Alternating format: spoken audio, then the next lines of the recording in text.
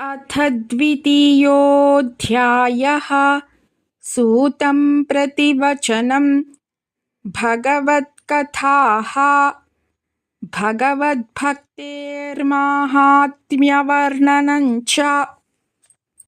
व्यास उवाच इति सम्प्रश्नसंहृष्टो विप्राणां रौमहर्षणिः प्रतिपूज्य वचस्तेषां प्रवक्तुमुपचक्रमे। सूत उवाच यं प्रव्रजन्तमनुपेतमपेतकृत्यं द्वैपायनो विरहकातर आजुहाव।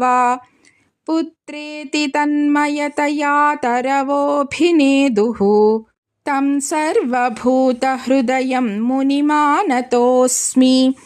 यस्वानुभावमखिलश्रुतिसारमेकम् अध्यात्मदीपमतितितीर्षतां तमोऽन्धं संसारिणां करुणयाः पुराणगुह्यं तं व्याससूनुमुपयामि गुरुं मुनीनां।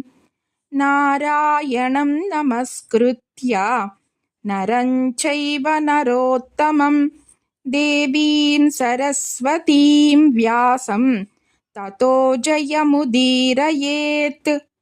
मुनयः साधु पृष्टोऽहं भवद्भिर्लोकमङ्गलं यत्कृतः कृष्णसम्प्रश्नो येनात्मा सुप्रसीदति स वै पुंसां परो धर्मो यतो भक्तिरधोक्षजे।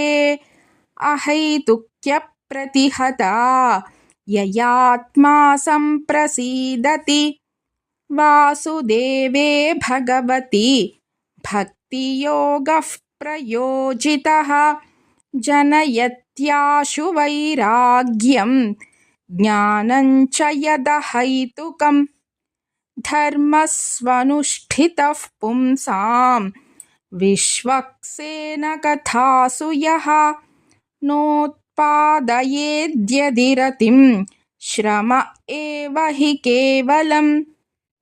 धर्मस्य ह्यापवर्ग्यस्य नार्थोऽर्थायोपकल्पते नार्थस्य धर्मैकान्तस्य कामो लाभाय हि स्मृतः। कामस्य नेन्द्रियप्रीतिः लाभो जीवेत यावता जीवस्य तत्त्वजिज्ञासा नार्थो यश्चेह कर्मभिः। वदन्ति तत्तत्त्वविदः तत्त्वं यज्ज्ञानमद्वयं ब्रह्मेति परमात्मेति भगवानिति शब्द्यते। तच्छ्रद्दधाना मुनयो ज्ञानवैराग्ययुक्तया पश्यन्त्यात्मनि चात्मानं भक्त्या श्रुतगृहीतया।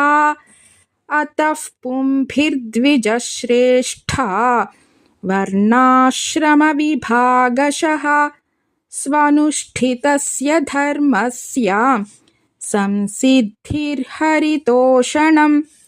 तस्मादेकेन मनसा भगवान् सात्वतां पतिः श्रोतव्यः कीर्तितव्यश्च ध्येयः पूज्यश्च नित्यदा। यदनुध्यासिना युक्ताः कर्मग्रन्थिनिबन्धनं छिन्दन्ति कोविदास्तस्य को न कुर्यात् कथारतिम्। शुश्रूषोश्रद्दधानस्य वासुदेवकथारुचिः स्यान्महत्सेवया विप्राः पुण्यतीर्थनिषेवणात्।